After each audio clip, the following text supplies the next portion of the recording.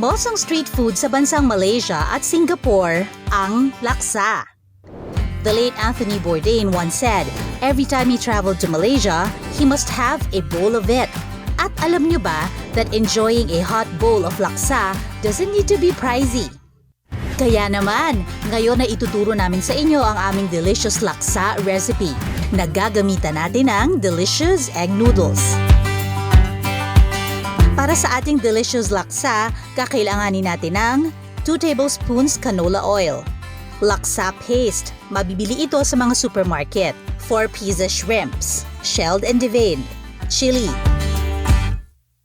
1/4 cup tofu, pinirito at hinati ng pakwadrado, 1 cup coconut milk, 2 pieces shrimp cubes,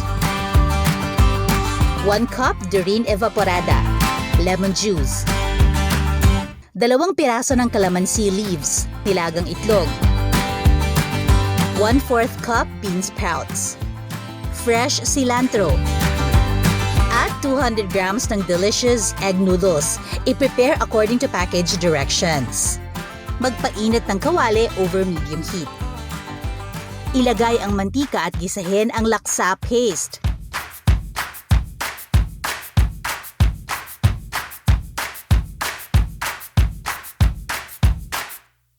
Sunod na ilagay ang hipon na tofu.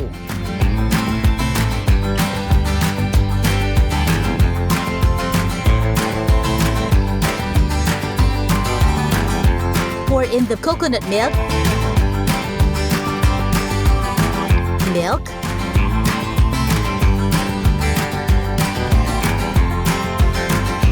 shrimp cube,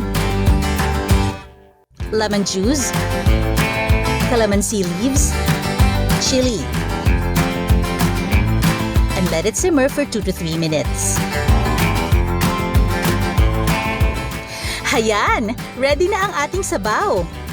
In a serving bowl, ilagay ang naluto ng Delicious Special Egg Noodles and pour the hot broth over.